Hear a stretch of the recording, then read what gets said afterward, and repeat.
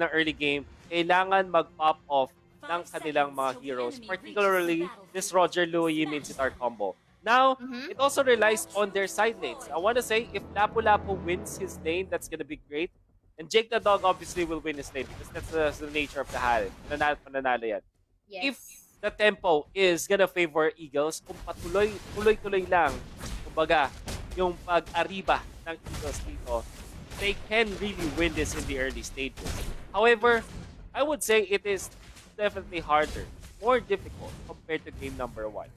Of course, and this is going to be the game number 2 of our lower bracket finals with Twin, Smart Omega, and LP Eagles having a similar composition here with in terms of laning during game number 1. But this time, I guess Smart Omega here is not going to be on the aggressive side. And yeah, both of our teams is focused on getting resources as much as possible before actually going in and participate in a skirmish fight. We can see that yung Omega, 4 na members dun sa middle at a certain point kasi that's how they want to prioritize yung farm ng ating team. However, this is not good news at all para sa Eagles. Ryota being forced out of the lane by the Thams. At alam naman natin na Thams ay malakas talaga sa... Oh, what a nice dodge from Jake the Dog. That there's gonna be a knockup from Heat right there, but there is not going to be any follow-up damage just yet. Because pa lang naman siya. He's gonna pop off when those are already on set. But blood here are those gonna be cornered by 2 members, and that's gonna be a first blood for Omega here, taking away the Luo Yi. I don't want that to happen. Sobrang dami nilang binibigay kay Kenji on this Thams at this point. Aspect and Bimo almost caught one member sa may bottom lane. Unang level 4 ni Aspect. However, it's not enough. Wasn't enough. This time it is a different feat in comparison with game number 1. The Smart Omega is the one having at least a turtle advantage. As you can see, as the Thams are there making their way. Lapu-Lapu though, and Aspect is on the way, but the turtle will be secured by Isun. They don't necessarily have to engage in fights yet since objectives are one of the priorities talaga ng Omega bago sila may pagbaksak. That was actually a super solid move mula sa Smart Omega. Bakit? Kasi alam nila na kumalaw yung Eagles sa may bottom lane.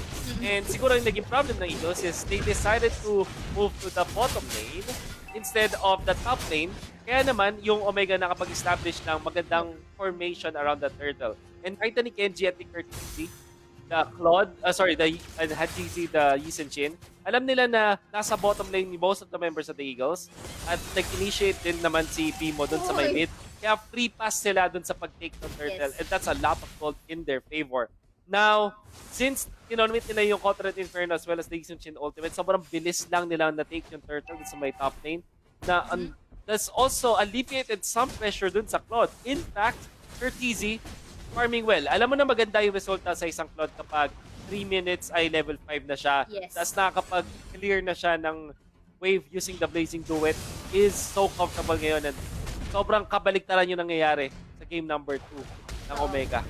In comparison with game number 1, this time around, Smart Omega is the one to take advantage. By that, I mean that, taking advantage of lesser people and LPE to the turtle side kanina, as you mentioned. And of course, this one, sila not necessarily going in aggressively. Hinihintay nila na pumasok yung LPE. That's the time they will go for that counter engage. And tinan mo to, both of the teams already eyeing out for the second turtle. LPE does not want to repeat what happened during the first turtle take. Ayaw na nila this time pabayaan yung turtle kasi nakita naman ulit kung gaano kalamang ang mangyayari if all of these turtle takes will gonna be in the hands of Smart Omega right now. So ngayon, tama ang ginagawa nila dito, not being too overextending then as well.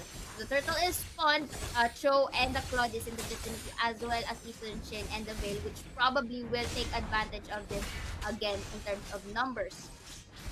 Very early second turtle as we can see.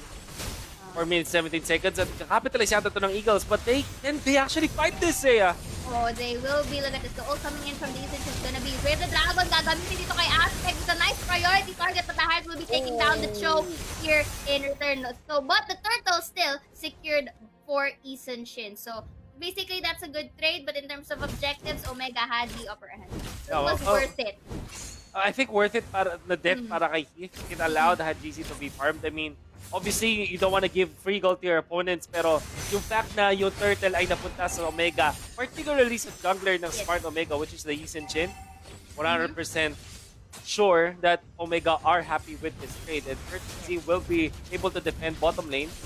And I'm Okay. sure na Hihita naglanap ng angulo. Bimo is going into that tower there, but Saman just to say, but look at the damage that was inflicted onto Ars. Veil, though, will be taking down the Luoyi, and they are gonna go aggressively this time. BMI got gamitin dito as Curtizi blow on health, but still manages to dash away. So Bimo was knocked up. Let's see, Heat is on the chase. Hahabulin niya ba si Bimo to actually no, just gonna go for the torch instead. Or Jake the dog could work as well. Alright, 4 members of SMO is already inside here. But Lapu-Lapu will be taking that tower onto the top side, but the trade onto bottom is just surreal here for Omega as they take a kill and a turret. Oh, sobrang ganda para sa Omega. In bottom lane, nung nakakuha nga sila ng magandang alley-oop coming out with the Way of the Dragon, comboed it up with the setup of Veil. Kasi yung skill ni Veil, it takes a lot of time bago siya mag-accumulate. Pero pag tumama siya, sobrang sakit. Nakita mo naman yung damage kay Arves. And then, meron siyang Magic Worship ngayon, which also allowed him to deal extra damage over time at natunaw din talaga si Louis. Now, they also were aggressive. Again, with a nice positioning, nakaharap naman ng bonus skill para dun sa Yisin Chin. And all they had to do was to always force this King's Calling. Ito yung #1 weakness ng Minsitar. Kapag hindi mo nagamit yung ultimate para makakuha ng kill or at least na-force out siya ng kalaban mo, this is useless. Sobrang anchor ng Minsitar kapag hindi tama yung pagkaagamit mo. And I would say that Timo might not be as experienced with this hero. Kasi nga naman, hindi natin madalas na nakikita. Uy!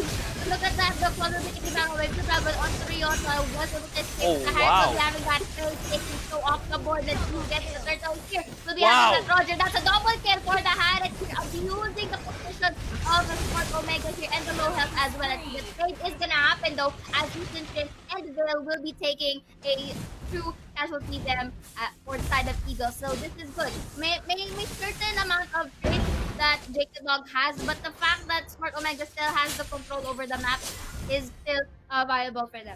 Napakagandang ginawa sana ng Eagles. Particularly Jake the Dog dancing over Smart Omega.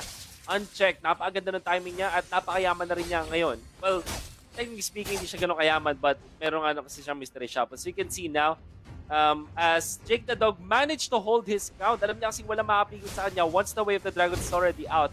Since ginamit na ng Smart Omega yon yung mas maaga, alam niya na free dancing na nga siya. However, natalo pa rin sila sa clash na yon just because of the trade-off that SMO did. I mean, maganda yung ginawa ni Jake the Dog but it wasn't enough.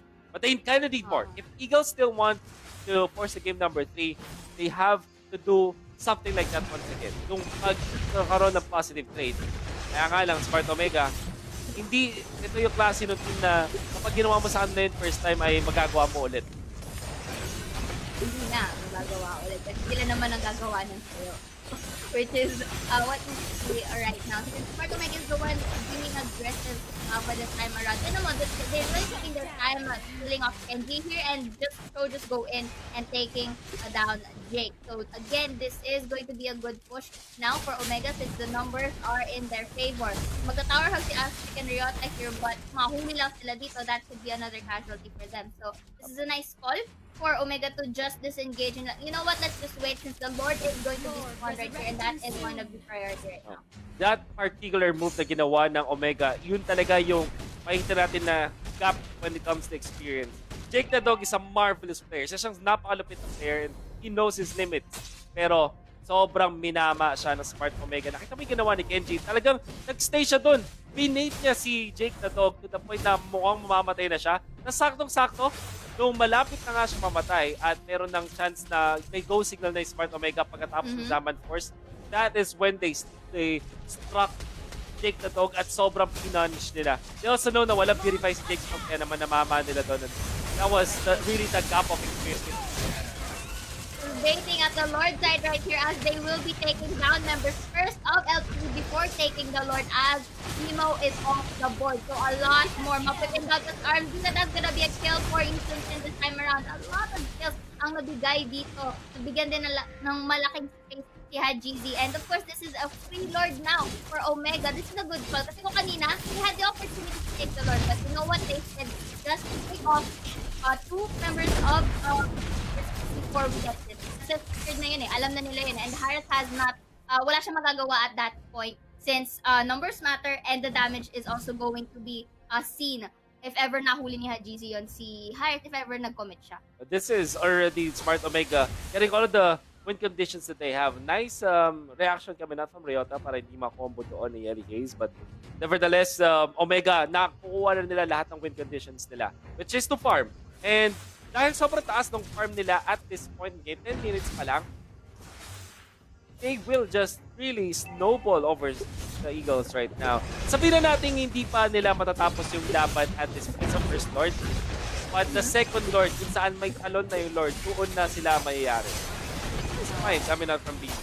But look at this though, NG is so crunchy at this point na nahihirapan na rin ang LPE na i-take shot. It was a 3 versus 3 sa not mistaken, but sila mo to.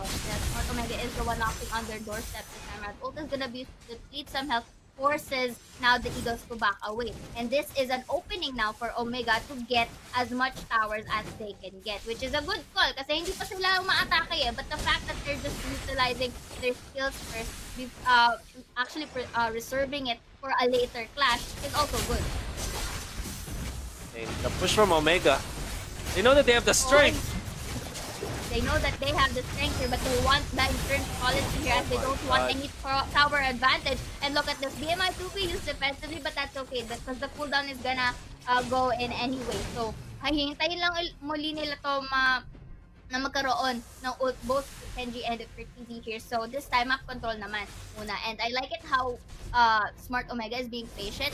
Hindi din naman ang madali. They know that the winning conditions for them are met. And they know that the control is in their hands. So they just basically have to wait for a good opening for them to really finish this off.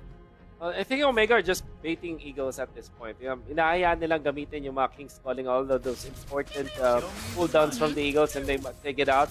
And as we are seeing right now, laki ng gap when it comes to the course. 8.7k dun sa Claude, 9.6k dun sa ating Giz and Chin. If you're looking at the course of the Eagles, Rogers at 7k, naka-item pa lang, kaya practically speaking, with Talker pa lang yan. At kay Jake the Dog, it's 6.3k. And meron siya tatlong items though because of the fact meron siyang mystery shop. However, Smart Omega, absolutely, they have the better artillery. In fact, lamang sila ng 12,000 over Eagles at this point. And all they have to do is, honestly, just wait. Pwede silang sumubsob dito sa may mid lane, but knowing Omega, they will just wait for the second Lord. If not able to punish Eagles. The amount of damage that Yelly Hayes just inflicted upon Jake the Dog really forced him to go back. At yun na, that also secured them another tower take here for the side of Omega. Butas na ang base ng ating Eagles dito. And the only resources that they can get here are the incoming minions because of basically sila naman ngayon ang naiipit sa kanilang pwesto. And probably they're just gonna wait for this Lord. Secure it and go for that split push kasi the more they would want to really abuse that fact here. And yun nga, gaya na sabi mo, hinihintay lang talaga nila na ma-bait out ang mga members ng Eagles dito in using their skills. Kasi the ones that they are able to at sila hindi pa sila nakakagamit ng skills ng kanila, that is just an easy entry for them. Next na gagawin ng Omega, just to shove the waves. And this is what Eagles did actually in the first game. Oh, this is massive. Where are they going? Wala nga lang sila nahuli, sayang. The diversion play that they are trying to do right now really failed, but it's in the step of the right direction for sure. Kung sila doon, that would be amazing. But Smart Omega, them being a team na marunong din mag-GUI, alam nila yung mga pwedeng gawin dito na LPE, BMO, and Aspect. This is bad! Oh no, Vivo was knocked out by there, and of course, looking at this, though, was able to survive with a low brink of health. So now they were able to secure the Lord, and they're just gonna wait for it. Actually, mukhang di na nga nila hintayin dito at this point. They're taking down the turret, the tower below, and then just go in for any potential mistakes that Eagles can happen. And yeah, you did mention that that diversion could have worked well if may nahuli sila. But look at this, knock up once more. Again, by the Cho, just backs away, waiting for the Lord. They are waiting for the Lord here to secure this base.